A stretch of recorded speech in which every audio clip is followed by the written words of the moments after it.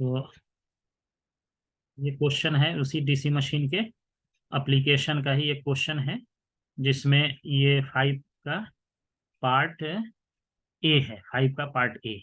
ठीक है, तो इसमें क्या कह रहा है, उसी अभी जस्ट पहला पार्ट में जितना पार्ट डिस्कस किए हैं सब उसी से रिलेटेड है। इससे ज्यादा क्वेश्चन अब नहीं आएगा बेटा, बहुत सिंपल है, कुछ मुश्किल नहीं है, थोड़ा सा बस खाली ध्यान देने वाला है, फॉर्मूला बस माइंड में रखेंगे बन जाएगा। देखिए क्या कह रहा है, 6 pole DC generator has 65 slots and each slot contain 5 conductor. देखिए ये वाला है 5A का, क्या कह रहा है कि 6 पोल है, जो भी दिया लिख देंगे, P equal to 6। Generator has 65 slots. Slots जो होता है ना जिसमें हम कंडक्टर डालते हैं उसको स्लॉट्स, जैसे ये है इसके अंदर कंडक्टर डालते हैं, तो ऐसा ऐसा स्लॉट जो है 65 बनाया हुआ है। और एक स्लॉट में 15 कंडक्टर है, इसमें 15 कंडक्टर इसमें है, इसी तरह से 65 स्लॉट्स डाला गया है। तो टोटल कंडक्टर जिसको हम लोग Z कहते हैं, नंबर ऑफ कंडक्टर, ये हो जाएगा 65 मल्टीप्लाइड बाई 15 हो जाएगा, 65 मल्टीप्लाइड बाई 15। तो इसको मल्टीप्लाई कर लेंगे 65 को 15 से, और देखिए जितना आता है जल्दी से निकाल लीजिए, ये इतना कंडक्टर हो जाएगा आपका, यानी टोटल नंबर ऑफ कंडक्टर जो आपका निकल जाएगा 65 मल्टीप्लाइड बाई 15, ये आता है, हम लिख देते हैं 65 मल्टीप्लाइड बाई 15, ये आ जाएगा 975, which is equal to 975 conductor हो गया Z, ये हो गया।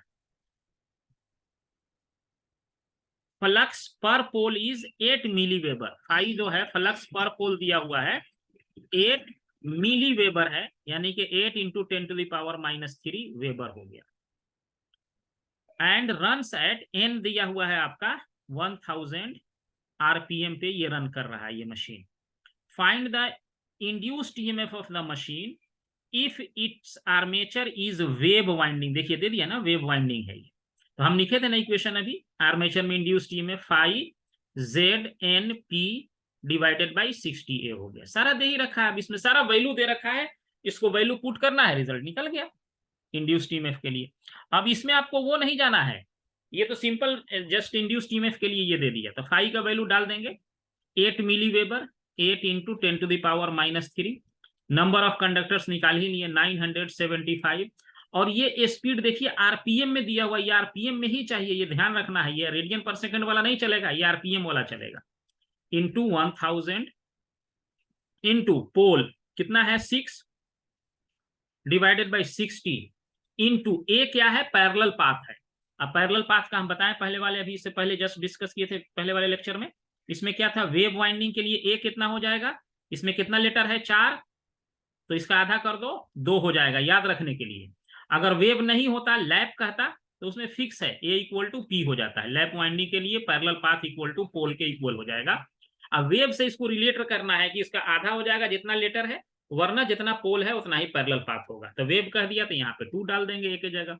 अब इसको क्या करेंगे, सॉल्व कर लेंगे, अब सॉल्व करके यही निकल गया इंड्यूस्ड वोल्टेज कितना हो जाएगा इसमें, तो इसको सॉल्व करके देखो कितना आता है, हम भी सॉल्व कर देते हैं, इसको आ जाए 390 वोल्ट जनरेट हो गया, बस ये आर्मेचर में इंड्यूस्ड ईएमएफ निकल गया। कहीं कहीं क्या होगा कि ऐसे इंड्यूस्ड ईएमएफ निकाल के फिर कहेगा टर्मिनल वोल्टेज निकालो, ऐसा भी हो सकता है, तो वैसा भी कर लेंगे, वो फॉर्मूला पहले जो हम लोग पढ़े हैं उसके हिसाब से। देखो कितना आसान क्वेश्चन था, 5 नंबर का मिल गया। उसके बाद है state the type of DC Motors, what is the basis of the classification, represent with the help of circuit diagram. देखो अब ये बहुत आसान क्वेश्चन है, ये पूछा है 5B में, नहीं पढ़ेंगे तो बहुत मुश्किल है। अब कह रहा है स्टेट, क्या स्टेट करना है आपको बताना है, फिर से एक बार क्वेश्चन पढ़ो, state the type of DC motor, what is the basis of classification, represent with the help of. अब कितने तरह के डीसी मोटर होते हैं, टाइप्स क्या होते हैं, देखो हम डीसी मोटर की बात है, हम सब टाइप आपको यहाँ एक ही डायग्राम में हम बना देते हैं। इसमें होता है, एक होता है डीसी सीरीज मोटर, जो कि पहले वाले में बताए हैं, डीसी सीरीज मोटर। दूसरा होता है डीसी शंट मोटर, सीरीज और शंट हो गया। तीसरा जो है, इस दोनों को कंबाइंड करके, सीरीज और शंट को जब हम कंबाइंड करेंगे, इस दोनों को मिला के सीरीज एंड शंट को जब हम कंबाइंड करते हैं, तो तीसरा जो बन के आता है उसको कहते हैं compound DC motor. Compound DC motor. अब इसमें सबसे इंपॉर्टेंट बात क्या होगा कि आपको लिखना पड़ेगा, इसका सर्किट डायग्राम बनाना होगा, और क्या लिखना है, वो इंड्यूस्ड ईएमएफ और टर्मिनल वोल्टेज वाला जो रिलेशन है वो जरूर लिख देना इसमें। इतना ही करना होता है कंपाउंड में। अब इसका क्लासिफिकेशन का बेसिस क्या हुआ, अब कंपाउंड जो मोटर है इसके पास भी दो तरह का होता है कंपाउंड के पास।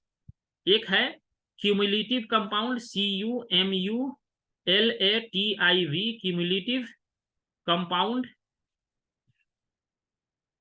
और एक होता है डिफरेंशियल कंपाउंड, डिफरेंशियल कंपाउंड। इतने ही तरह का क्लासिफिक ये है मोटर है, सीरीज शंट, और सीरीज शंट को मिला के क्या बन गया, कंपाउंड। कंपाउंड के पास कितने पार्ट है, दो कंपोनेंट है, क्यूमुलेटिव कंपाउंड और डिफरेंशियल कंपाउंड। इसका क्या मीनिंग है सबका, सबका हम सर्किट डायग्राम खींच के आपको बताते हैं, बहुत आसान है। और इसका क्लासिफिकेशन किसके बेसिस पे होता है, classification is on the basis of field flux. Field flux, field flux के, ये बड़ा इंपॉर्टेंट बात है, फील्ड के फ्लक्स पे। जैसे शंट में देखे थे फील्ड का फ्लक्स कैसे होता था, पैरेलल होता था। सीरीज में कैसे देखे थे, वो फील्ड का फ्लक्स सीरीज के साथ होता था। कंपाउंड में क्या होगा, इस सीरीज और शंट दोनों को मिला देंगे। अब क्यूमुलेटिव में क्या होगा, क्यूमुलेटिव का मतलब है कि इसमें सीरीज भी रहेगा और शंट फ्लक्स भी रहेगा। मतलब सीरीज वाला दो तरह का, अभी हम दिखाएंगे डायग्राम, दोनों को जब हम ऐड कर देंगे तो आपको क्यूमुलेटिव वाला बन जाएगा। डिफरेंशियल का मतलब होता है कि सीरीज फ्लक्स और शंट फ्लक्स दोनों अपोजिट डायरेक्शन में हो जाएगा, यानी एक का डायरेक्शन इधर, दूसरे का डायरेक्शन इधर हो जाएगा, तो ये डिफरेंशियल कंपाउंड बन जाएगा।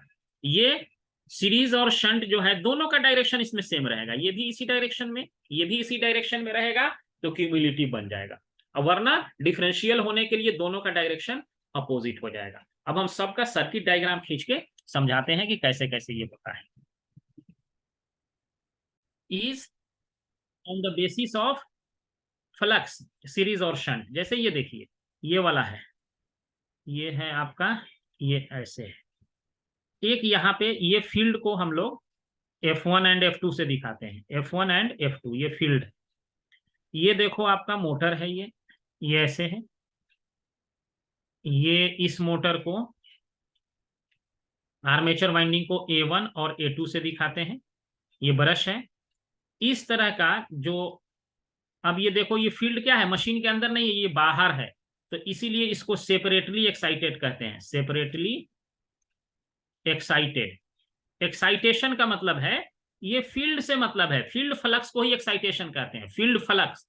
ये फील्ड वाइंडिंग है, फील्ड वाइंडिंग में क्या होगा, यहां से एक वोल्टेज देंगे, वोल्टेज सोर्स लगा देंगे, डीसी रहता है यहाँ पे, तो यहां से क्या करेगा, करंट जाएगा इसमें, तो करंट जाएगा तो फ्लक्स भी प्रोड्यूस होगा, वो फ्लक्स यहां से जाके इसके आर्मेचर में वाइंडिंग है उससे लिंक करता है, इससे कट करेगा वाइंडिंग के फ्लक्स यहां से, कट करके इसी में वही ईए इंड्यूस्ड ईएमएफ क्या होता है, phi ZNP/60A बनाता है। ये तभी बनेगा जब ये आर्मेचर घूमेगा, अगर नहीं घूमेगा तो नहीं बनेगा, क्योंकि ये फ्लक्स कांस्टेंट है, ये कंडक्टर चेंज नहीं हो रहा है, तो ये नहीं बनेगा। अगर स्पीड जीरो है तो ये जीरो हो जाएगा, भले फ्लक्स है लेकिन स्पीड नहीं है तो नहीं बनेगा। इसको सेपरेटली एक्साइटेड कहते हैं, डीसी मोटर है ये भी सेपरेटली एक्साइटेड। उसके बाद एक एक्साइटेशन होता है shunt excitation. Shunt excitation, shunt का हम अभी खींचे थे डायग्राम थोड़ा देर पहले, ये शंट वाला हो गया ऐसे, और ये कहे थे कि ये जो है वाइंडिंग का जो ये है, इसको थोड़ा मिटाने दो, ये इसके वाइंडिंग का ये वाला ऐसे हो गया, ये ऐसे आ गया, और ये फील्ड वाइंडिंग जो है इस तरह से कर देते हैं। ये इसके पैरेलल में है, ये आरएफ है, इसको शंट रेसिस्टेंस भी कहते हैं। तो ये हो गया शंट एक्साइटेशन, शंट एक्साइटेशन। क्योंकि इसमें जो करंट आएगा फील्ड का, यहां जो फ्लक्स बनाएगा ये आर्मेचर के वाइंडिंग से यहां लिंक करेगा, ये आर्मेचर जब घूमेगा तो यहां भी EA equal to phi ZN P/60A का प्रोडक्शन यहां भी हो जाएगा। Z नंबर ऑफ कंडक्टर है, ये ध्यान रखना हमेशा। तो ये हो गया सेपरेटली एक्साइटेड होता है। मोस्टली हम लोग सेपरेटली एक्साइटेड को यूज नहीं करते हैं, वो सेल्फ एक्साइटेड को, ये इसको हम लोग सेल्फ एक्साइटेड भी कहते हैं। ये इसी के अंदर से करंट ले लिया गया है, इसी के करंट को लेके इसको एक्साइट किया गया है। यहां करंट बाहर से लिया गया है, इसलिए इसको सेपरेटली एक्साइटेड कहते हैं। अब इसमें एक और देख लो। अब सीरीज एक्साइटेशन देख लो। सीरीज का भी हम खींचे थे अभी डायग्राम आपको थोड़ा देर पहले। ये सीरीज हो गया। यहाँ क्या करते हैं, इसके फील्ड को ऐसे दिखाते हैं, रखते हैं, है वही चीज, घुमा करके डायग्राम के फॉर्म में अलग दिखा रहे हैं। यहाँ से टर्मिनल वोल्टेज है, यहाँ करंट जाएगा, ये फील्ड हो गया। ये तो फील्ड क्या है, ये लाइन करंट एक्चुअली है। वही करंट फील्ड करंट में भी आएगा, और यही करंट घूम के आर्मेचर में भी जाएगा। एक ही करंट है तीनों, A1 A2। इसीलिए ये सीरीज में है ना फील्ड इसके, इसीलिए इसको सीरीज एक्साइटेशन कहते हैं। इसको 3-4 बार प्रैक्टिस कर लेना, कुछ नहीं, सब हो जाएगा। सीरीज एक्साइटेशन कहते हैं। अब एक बच गया कंपाउंड एक्साइटेशन।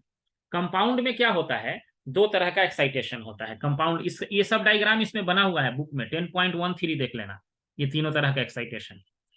तो इसमें जो है, ये वाला है ऐसे, ये वाला है ऐसे, और इसमें क्या करते हैं, जो हमारा लाइन का ऐसे आ रहा है, ये लाइन है ऐसे, ये लाइन हो गया, और ये वाला एक लाइन इधर है, ये एक लाइन इधर है आपका, ये ऐसा है, ये लाइन है। तो क्या करते हैं इसमें कि इसी लाइन से एक वाइंडिंग ऐसा करके और इसके आर्मेचर में यहां कनेक्ट कर दिए, यहीं से लिए कनेक्ट कर दिए, आर्मेचर में चला गया। और दूसरा क्या करते हैं, यहां से लेकर के एक हम फील्ड वाइंडिंग और इसमें डालते हैं ऐसे करके, ये आपका ऐसे हो गया। ये दोनों फील्ड है, तो इसको कहते हैं S1 S2, क्योंकि ये सीरीज वाला है, और ये F1 F2 है, ये शंट वाला है। तो ये सीरीज शंट दोनों इसमें रहता है, तो इसीलिए इसको कंपाउंड कहते हैं। ये कंपाउंड, कंपाउंड मोटर कहते हैं इसको। ये कंपाउंड मोटर हो गया, सीरीज शंट। अब इसमें क्यूमुलेटिव होगा कब, जब इसका फ्लक्स, अगर ये फाई सीरीज और ये फाई शंट, अगर दोनों एक डायरेक्शन में है ऐसे, तो दोनों सेम डायरेक्शन में रहेगा। यहां लिखेंगे कि phi equal to phi series plus phi shunt, then इसी मोटर को हम लोग कह देंगे क्यूमुलेटिव, CUMULATIV, क्यूमुलेटिव कंपाउंड। और अगर दोनों का डायरेक्शन अपोजिट हुआ, यानी कि रिजल्टेंट फ्लक्स इज फाई, किसी में से कोई माइनस हो सकता है, शंट, तो इसको हम लोग कहेंगे डिफरेंशियल कहते हैं। कंपाउंड का ही यही पार्ट। तो ये वेरियस टाइप के मोटर का ये कॉन्फ़िगरेशन हो गया। अब एक चीज तुमको इसमें और आएगा, टॉर्क स्पीड कैरेक्टरिस्टिक भी कभी कभी पूछा जाता है। टॉर्क स्पीड कैरेक्टरिस्टिक आप डिस्कस करिए, तो उसके लिए कुछ नहीं, बहुत सिंपल है वो, उसके बाद ये टॉपिक तुम्हारा खत्म ही हो जाएगा। टॉर्क स्पीड कैरेक्टरिस्टिक के लिए हम देखो एक रिलेशन अभी हम लिखेंगे, characteristic, characteristic of DC machines. इसका कैरेक्टरिस्टिक कैसे होगा, कैरेक्टरिस्टिक का मतलब होता है टॉर्क स्पीड कैरेक्टरिस्टिक खींचना है। तो उसमें कुछ भी नहीं है, हम बहुत सिंपल वे में आपको समझाते हैं, आराम से समझिए, समझ में आ जाएगा, कुछ भी नहीं। तो टॉर्क स्पीड कैरेक्टरिस्टिक जो है खींचने के लिए हमको सबसे पहले जरूरत पड़ेगा EA, जिसको हम कई बार लिख सकते हैं फाई ZNP/60A होता है। ये हो गया। अब इसको जो है, ये एन को हम चाह रहे हैं, इसको हम चाह रहे हैं कि रेडियन पर सेकंड में कन्वर्ट कर दिया जाए। तो इसके लिए क्या करना होगा, फाई ZNP/60A है। तो इसको हम ऐसा करते हैं कि जब हम इसको हम लोग क्या करना पड़ेगा, इसको अगर हम 2 पाई से मल्टीप्लाई करें और क्या करें, 60 से डिवाइड करें, जो बताए थे 2 पाई से मल्टीप्लाई कर दें और 60 से हम डिवाइड कर दें, ऐसा कर सकते हैं। तो हमको ये भी तो करना पड़ेगा, अपने मन से तो नहीं कर सकते हैं। फिर 60 इंटू 2 पाई कर दें, बात एक ही हो जाएगा ये। अगर हमको इसको रेडियन पर सेकेंड में बदलना पड़ेगा तो 2 पाई से मल्टीप्लाई करके और 60 से अगर हम इसको डिवाइड करेंगे तो ये देखो तो क्या आएगा इसमें, देखो। तो इसको हम इसको छोड़ देते हैं, इसको रहने देते हैं, जरूरत नहीं, हमारा ऐसे ही काम चल जाएगा बिना इसको मल्टीप्लाई वगैरह, क्योंकि इसका अब थोड़ा सा और ये आ जाएगा तो, है ना, कोई बात नहीं। ये हमारा रहा यहाँ पे। तो ई ए जो है ये लिखे थे पहले भी, प्रोपोर्शनल हुआ 5 इंटू एन के स्पीड का, और स्पीड को हम लोग क्या लिखे थे, speed equal to is proportional to E A by 5 हो गया, ये रिलेशन हमारा। या यहाँ पे अगर इक्वल करेंगे तो एन इक्वल टू कोई कांस्टेंट यहाँ के ई डाल देते हैं इंटू ई ए बाई 5 कर देंगे, ये कांस्टेंट है हमारा स्पीड का, ये रिलेशन है हमारा। अब इसके लिए टॉर्क का भी हम एक इक्वेशन लिखे थे, torque equal to is proportional to 5 into I A, एक ये रिलेशन लिखे थे। उसके बाद एक torque into speed equal to E A into I A कहे थे, ये कहे थे हम इसको मैकेनिकल पावर बैलेंस, ये मैकेनिकल पावर है कन्वर्टेड इनटू इलेक्ट्रिकल पावर, ये पावर बैलेंस इक्वेशन है। अब इसको हमको क्या करना है, एक्चुअली हम चाह रहे हैं कि स्पीड में और टॉर्क में कुछ हमारा रिलेशन निकल के आए, टॉर्क और स्पीड के लिए, कि ये कैसा रिलेशन आएगा टॉर्क और स्पीड का। तो उसी के लिए उसको हम कैरेक्टरिस्टिक जो है एक ड्रॉ करेंगे, कैरेक्टरिस्टिक खाली ड्रॉ करना इंपॉर्टेंट पार्ट है।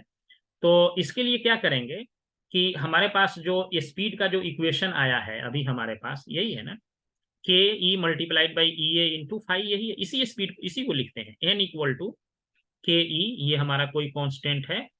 और ई ए को क्या लिख सकते हैं, ये हमारा क्या है, मोटर है, तो मोटर के लिए क्या लिखते हैं, V T minus I A into R A लिखते हैं, ये हम ऑलरेडी समझा चुके हैं ना।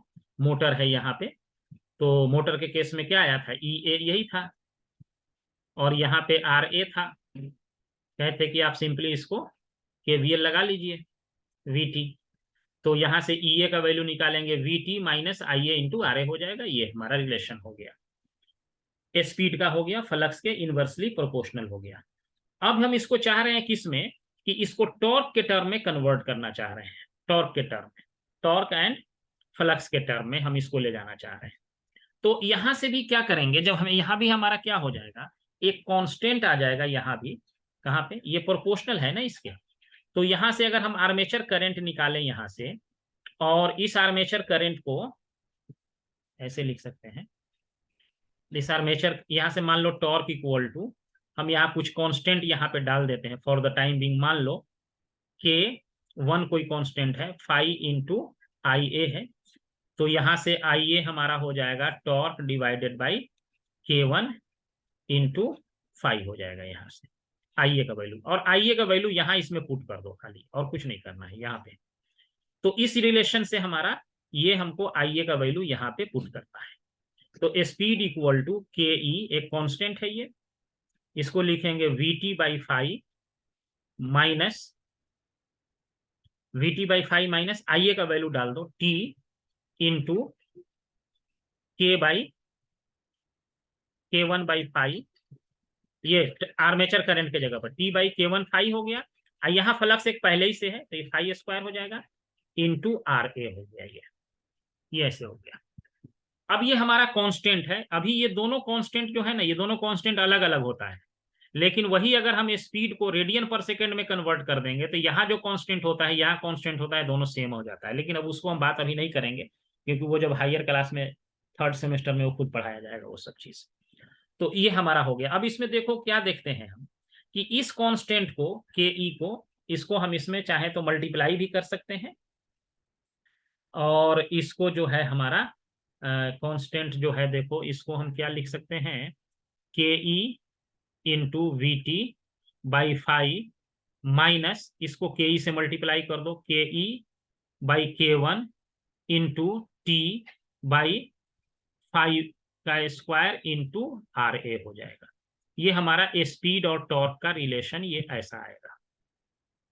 अब इसको हर मोटर के लिए हम क्या करते हैं, इस स्पीड टॉर्क कैरेक्टरिस्टिक को हम लोग एनालिसिस करते हैं। जैसे मान लो कि अगर हम बात करें शंट मोटर के लिए, शंट मोटर में हम स्पीड स्पीड किसके प्रोपोर्शनल है, ई ए बाई फाइव। तो इसमें क्या होता है, ये फाइव क्या होता है, कांस्टेंट होता है, फाइव कांस्टेंट होता है शंट मोटर के लिए। अब जब फाइव कांस्टेंट होगा तो स्पीड भी क्या होगा, स्पीड भी हमारा क्या हो जाएगा, एन, ये भी हमारा क्या होगा, कांस्टेंट होगा।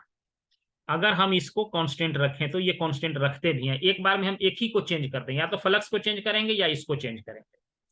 तो फ्लक्स को कांस्टेंट रख दिए हैं, तो हमारे पास ई फ्लक्स क्या है, ई फ्लक्स कांस्टेंट होता ही है एक्चुअली शंट मोटर में, इसलिए उसको कांस्टेंट स्पीड मोटर भी कहते हैं।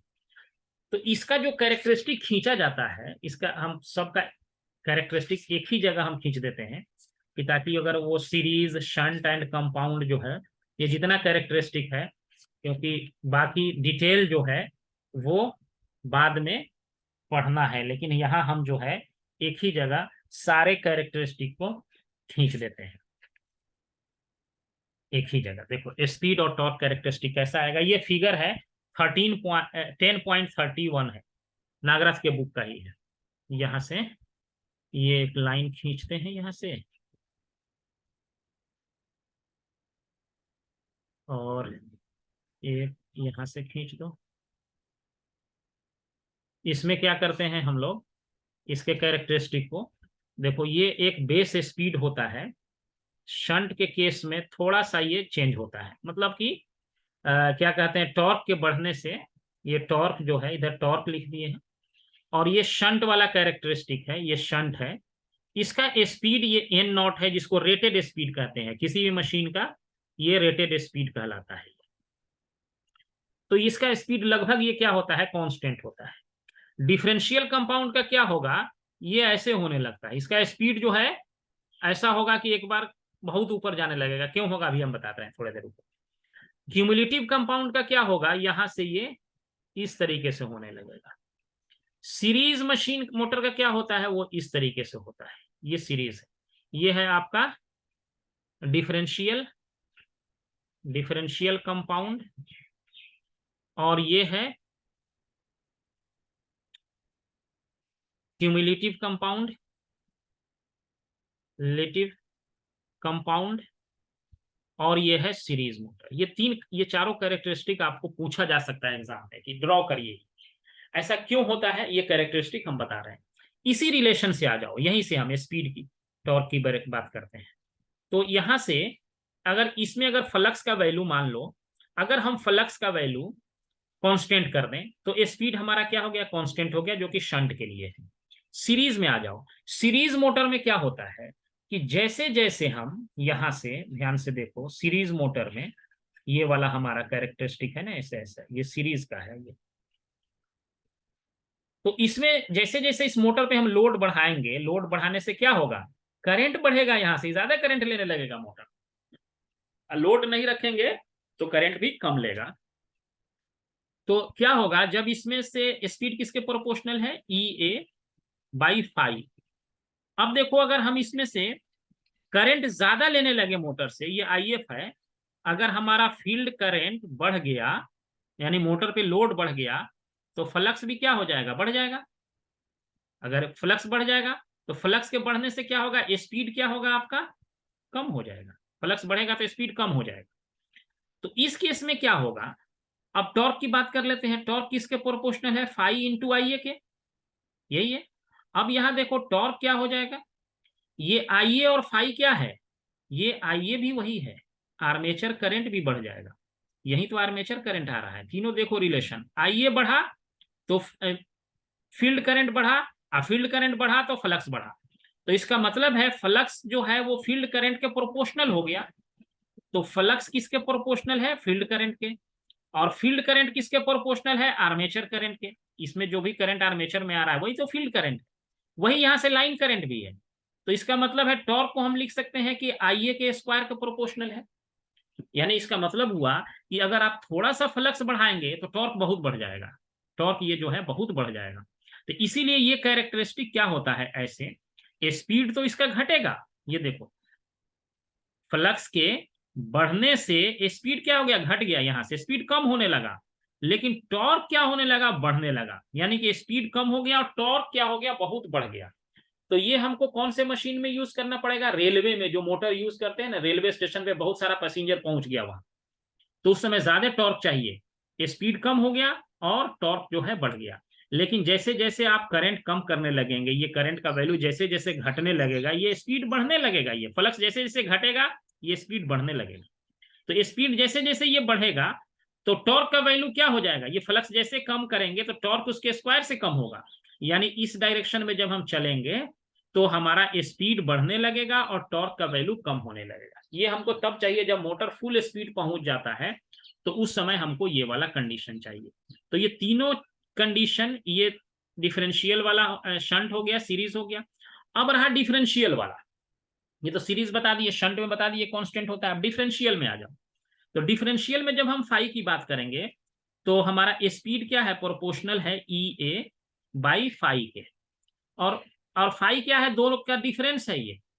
तो डिफरेंस है, अगर डिफरेंस हमारा ये क्या है, E A by phi series minus phi shunt है।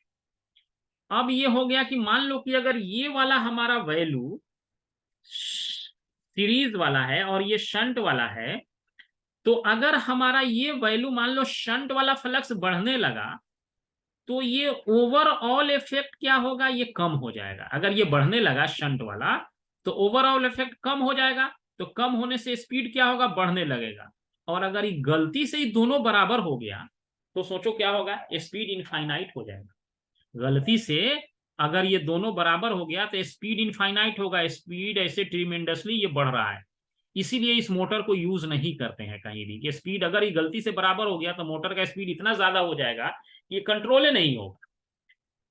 उसके बाद आते हैं किस पर, इस वाले पे, क्यूमुलेटिव में ये दोनों ऐड हो जाएगा ना, तो फ्लक्स जब ऐड हो जाएगा तो ये वैल्यू क्या हो जाएगा, बड़ा हो जाएगा, तो स्पीड क्या होगा, हर हाल में इसमें छोटा होने लगेगा। छोटा होते होते ऐसा होगा मोटर जाके बंद हो जाएगा एक ही बार। तो ये तीनों का कैरेक्टरिस्टिक चारों का एक साथ कंपाउंड है, ये है एक जगह लिखा हुआ है, सीरीज शंट एंड कंपाउंड। इसको अगर पूछेगा तो ये सारा डायग्राम बना के इसको एक्सप्लेन कर देना, इस तरीके से 2-4 लाइन अपने से लिख देना इसमें करके।